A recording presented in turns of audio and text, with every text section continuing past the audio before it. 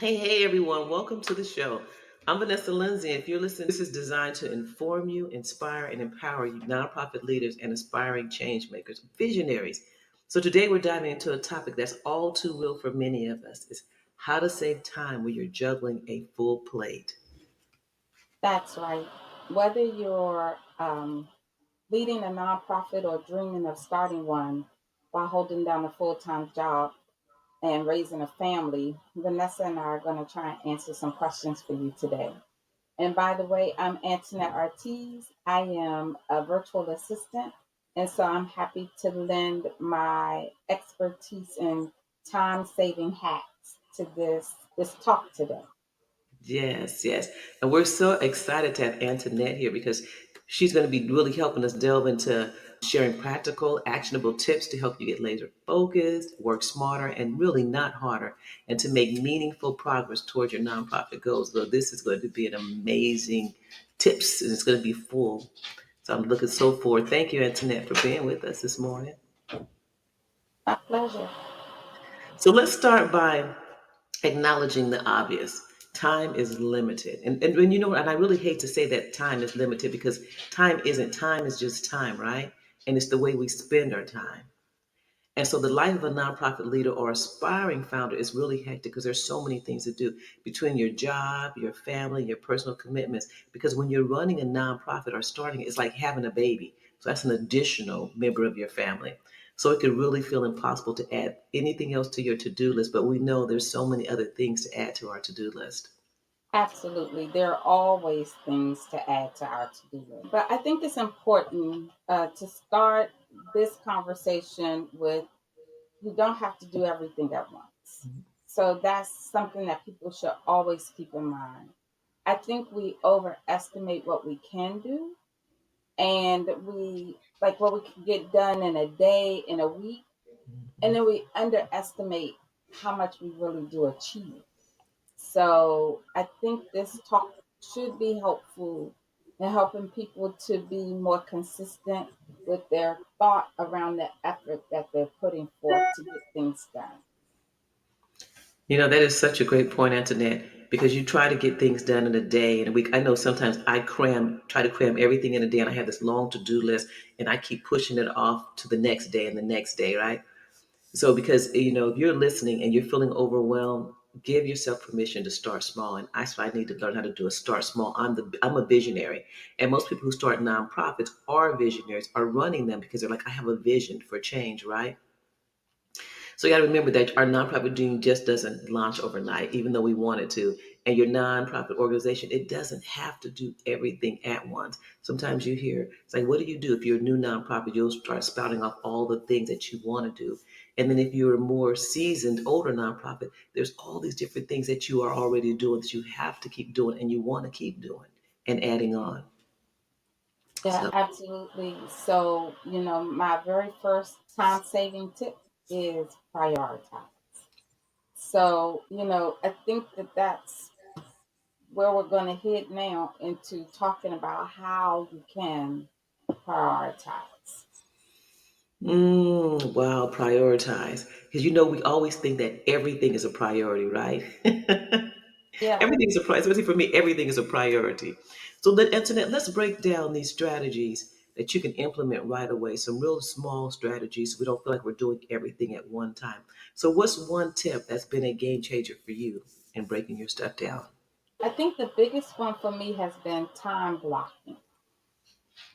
So, time blocking is when you take, like most of the time, I'll say it this way most of the time, the way we work, we try and do a little bit of this, a little bit of this, a little bit of this. And then that will help us to feel or make us feel like we got absolutely nothing done. So, with time blocking, you actually will say for the, from 9 to 6. Let me Mhm. fix that because that's a long time. So, like from 9 to 10, I'm going to work on this thing. And you work on that, you get it finished, you move on to the next thing. Some things take 15 minutes to do, some things take hours to do. You Mhm. block the time in order to make those happen. Yes. So everything isn't going to have the same weight of time. Going to actually, need to sit down and think through it. That also is another way to help you prioritize because you're thinking through what these items are that you need to get done. Mhm. It definitely does. And one thing it does too, because I'm thinking about me, it can reduce mental fatigue and save you so much time. Because I ain't lying, I have mental fatigue. Sometimes at night, I'm like last night, I'm going to say I had mental fatigue. By the time I went to bed, I usually like to maybe listen to something, or I'm always putting something in my brain. I'm always learning, constantly learning, because there's always so much to learn, right? And so usually I learn something before I go to bed. But last night I just went to bed, Antoinette, and I just laid there because my brain was tired. I had mental fatigue, you know? And so it's really important that for aspiring founders, that they could just take some time aside as you talk about and do that time blocking. Even if it's one evening a week to work on your nonprofit instead of trying to do a little bit at a time, especially if you're just wanting to start, and just especially if you're just starting out, starting your nonprofit, there's a lot to do, but you have to just set that time aside and say, this is the time I'm going to just let everybody know this time is for me, and I am going to just work on the nonprofit. And it doesn't have to be a lot. Like you said, put it in time blocks. I'm just going to answer emails, or I'm just going to send emails, or I'm going to try to cultivate relationships, or whatever it is that you need to do. I'm going to start working on my strategies in just one little bit at a time, because it could be so overwhelming. Exactly. Exactly. So what about you, Vanessa? What strategy, what hack do you use? That is so funny. I don't know if this is a time saver, but it definitely is a time saver. But I'm such a techie. So my go to is using technology to automate repetitive tasks. But it takes a little time to get it set up in the front end. But in the back end, once it's running, baby, let me tell you, it is amazing. So, for example, like tools, I use tools like Canva because it saves time. I can create one thing and then I can just go and edit it and use it for something else again. And it helps create professional looking graphics, right? And then scheduling platforms, like I used one called Vista Social, and it helps me plan out my social media posts for the whole week in just one setting. And I use other platforms too, which I'll share some of the great platforms that I use that helps me with really doing automated tasks. And that's one thing with nonprofits, whether you're new or you've been in existence for a while. I find more that's been in existence for a while that has more challenges with technology. Because if you've been in existence more than, I'm going to say, 5 years, you really didn't use too much technology. Right now, technology is like, it's been there, but now it's more. If you've been here 10, 20 years, technology is like, what? We have to do this when we're used to just doing the same thing because we're in the community. So, but technology is a game changer. Yeah, I agree with you. I mean, even as a virtual assistant, I've been in business now for 25 years. I've seen technology, I've seen things come, I've seen things go, change, improve. Some not so much, and others, like, wow, complete game changers when it comes to technology. So, Mhm. absolutely, I agree with you. Also, I think it's good at this juncture to mention some project management tools also that can be helpful. So you use a few of those, right, Vanessa? Like you use Smart Suite. Mhm. Yeah, and then there are ones like Asana where you these tools just kind of help you organize your lists. They help you to keep track of your progress with projects. And then you can also use them like sticky notes. We all love sticky notes. Yes, yes, yes. Gotta love those sticky notes. Yeah, But sticky notes. I always lose all my sticky notes. It's like, now what did I do with that? So now it's really cool that you could put it on a platform, like you say, like Asana or Smart Suite. It's like, keep it all in one place. And another tip I like to use is to delegate when you can. But to Oh, find someone to delegate stuff to, and it doesn't have to be anything big. You could delegate some small stuff. So if you're leading a nonprofit, empower your board, any volunteers, your team to really take ownership of specific tasks, but you have to give up the task. Sometimes we want to keep everything close to us, right? And we don't want to give it up because we don't think anybody else can do it. But if you're starting out solo, Don't hesitate to ask help from your friends, but we know your friends are like, I don't have time for that. Or your family, or definitely look for volunteers. And one place I like to go to find volunteers is Volunteer Match. Okay. But if you have a small budget, you'll be amazed how much a small budget what you can do with it. You can hire a virtual support like places through Fiverr or Upworks to get little projects done for you. Doesn't have to cost you a whole lot. I know sometimes we're starting our nonprofit, even when we're running our nonprofit, our budget is tight, but we have to be able to leverage our resource and delegate. So I love the delegation. It took me a while to get to be able to delegate because Antoinette, I've been running a nonprofit. I have Martin, the nonprofit I started has been in existence for 37 years.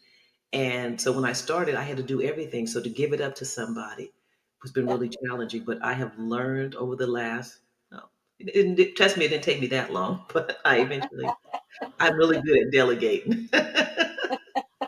Well, that is true. Delegation, that delegating things isn't always natural and easy, but it is important. Mhm, And it isn't necessarily about dumping tasks, right? mhm. It's more about getting help, like you said. Yes. So freeing up your energy. So I'm a virtual assistant and I provide administrative support to people who are home-based business owners or small business owners, which is what an executive director of a nonprofit is, founder of a nonprofit, whichever way you want to call it.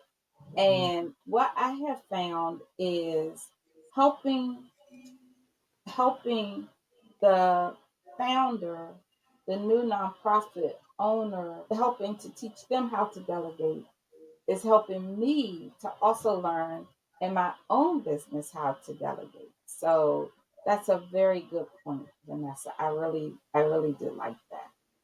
oh, Um, absolutely. yeah, And I have to say, I love virtual assistants. You are amazing, with being able to come in and help teach people how to delegate, set up systems. And so that's some of the things that a lot of people that's running nonprofits or starting nonprofits, like, how do you set up this system? And so we have to systemize things. So, we always just say, if you want something done, do it yourself. Well, guess what? You have all these systems that can help do it for you. You have the virtual assistant that can be like, hey, let me show you how to do it. Because that's something else that's hard for us to learn is how to set up these systems when we're learning how to run the organization, or we have so much work that needs to be done that we don't have time to set up these systems. So delegate, use virtual assistants any opportunity you get. Okay. Another thing is visioning and building relationships is important throughout the nonprofit journey. And so when you get a virtual assistant or someone that is building a relationship, and you'll be amazed at how you may get that relationship with that virtual assistant and then they refer you to other in their network. And if you can't get out to network as much as you like, the virtual assistants can help you build your network and build relationships online. And that's a great place to build relationships. There's so many different online opportunities for you. If you can just take some time to just work with them, because it's going to help with getting sponsorships, getting donors, getting the word out about your organization. But one thing you're going to have to put into your vocabulary if you're going to do this is which something that if you don't already use it, is often you have to start using it as often as you can, is the word to say no. You yes. have to learn to say no, because once you're out here and you're starting to meet people, people are going to be pulling at you. Can you do this? Can you do that? Can you do this? And of course, we're service people, so we want to help, right? But Yeah. we can't be everything to everyone. You just can't do it. So I'm always going to encourage, protect your time like it's your most valuable resource. And guess what? It really is your most valuable resource. It really is. So protect it at all cost. Okay? What they say, preach. Saying no, it doesn't saying no to things that don't align with your mission is just as important as saying yes to things that do. Hmm. Yeah. So and saying no to things that don't align with your mission, it becomes your organization superpower. Hmm. Hmm. Yes, absolutely. So now, for those of you who are working a full time job, not your nonprofit, but you're working a full time job, you're raising a family, and you're dreaming about starting a nonprofit, This part's for you, Antoinette. Take Yeah. it away. Tell them about Yeah. it. Hmm. The key here is to start micro goals. And so, you're going to break your big dreams down into like tiny, manageable pieces. So, for example, if you need to launch your nonprofit, you're going to make your first step to be something small, like reaching out to doing some research, doing the paperwork. And this is just a nice little plug here to share that we offer people who want to get started with their nonprofits. We offer several classes that help you get started. We offer a class on how to start your nonprofit. We offer a class on now that you've gotten your nonprofit started, what are the next steps? And we walk you through everything. Hmm. So that's just a nice way to help you to build community, like we just said before, delegate activities, or even segment them. It's early. It's early. Segment these activities into small, manageable pieces so that you don't completely overwhelm yourself when as you're getting started. Yes, yes, absolutely. And don't even underestimate the power of working with somebody and having a work session. That's one of the things that we do when we're working with people to get their nonprofit status or any of the work we do is we have work sessions. And I was working with someone last night, and they're like, you know what, I really appreciate this because I'm getting things done. So it's like a work session and just even 15 minutes. So if you can get an accountability partner, join some of the coaching that we offer so you can get those sessions and really work and get that work done. You know, if that's all the time you have, you want to use it wisely. Okay. And so what I want you to do is take 15 minutes and write one paragraph of your mission statement. Okay. Or just sit down and draft an email. Okay. Or jot down your idea for your nonprofit's name. Even if you're like, I'm listening to this and I think I want to start a nonprofit. I need a nonprofit's name. And naming your nonprofit is huge. It's huge. And so you'll have to watch one of the videos that I have on starting your nonprofit and getting your nonprofit's name because it is huge on it's more important than just saying this is what I want to name my nonprofit. Okay. So you really want to just take 15 minutes and really think about it and think about why you want to start when you want to use that name. But I'll go into that in another video. I don't want to go with it here. You can look up my YouTube channel and find that how important that is. Okay, You know, don't get me started. Vanessa, I think it's also worth saying too that taking those 15 minutes to sit down and do these things is more progress over perfection. Absolutely. So it's like aspiring, nonprofit founders often think and feel like, I'm ready to do this, but it has to be perfect. Right. Yeah. Mm-hmm. Mm-hmm. So we would just say you just need to get started. That's right. That's right. I love it. Progress over perfection. Get it done. One of my things was like, I have to throw something out there and get the Father something to bless, right? Give him something to bless. If you think that you're going to make it perfect, you're saying, I don't, this is my thing. If you think you're going to make it perfect, you don't need him because he is the perfecter of everything, not you, right? Right. Right. And so that's just my thinking. He's the creators are perfected. Whether you, the creator, the source or whatever, don't feel like you have to make it perfect. Just put it out there, okay? And if you just carve out even 1 hour a week to focus on your nonprofit goals, even if you're running a nonprofit, we're so busy running, we don't take the time, and I can say we don't take the time, especially if you're busy, to sit down and work on your goals. What is our goals? Because we're always so busy thinking about the right now because it's so much work right now. But you got to take that 1 hour to focus on your goals. You'll be amazed how much progress you can make over time. And when I say carve out time, I mean shut off all your other social media, put a sign on your door. Had a sign on my office door that says "Do not disturb." And then some people think, "Oh, she's not talking to me," and then underneath it says, "Yes, that means you," right? So when people start thinking it's not me, put that on your door, okay? Cut your phone off, do not disturb, and let your friends and family know that this is your time to be who you are, a visionary building a legacy. Okay, that's what you are. As a visionary building a legacy. All right, friends. So let's recap. Whether you're leading a nonprofit or you're dreaming of starting one, remember, what was it, Antoinette? Prioritize. Time blocking. Mm-hmm. Yeah. We talked Automate. about automating. Oh, that's your favorite. Yeah, Uh-huh. yeah. Uh-huh. Uh-huh. Delegate. Yeah. Mm-hmm. Mm-hmm. And don't be afraid to say no. Mm-mm. And what else was it? And then we said, for those working a full time job or have other full time responsibilities, getting started is focusing on your micro goals, embracing the 15-minute session, and remembering to choose progress over perfection. Yeah, Perfection. you That's right. got this. You got this. That's right. That's right. Antoinette, thank you so much for coming today. I sure appreciate you. It's always a pleasure hanging out with you. I just love it. Just thank you so Likewise. much. The feeling's mutual. So, all our listeners, thank you for tuning in. If you found today's tips helpful, be sure to subscribe and share this episode with your fellow visionaries. Until next time, keep dreaming big and making an impact. So, take care from one visionary to the next and go out there and make magic. Thank you.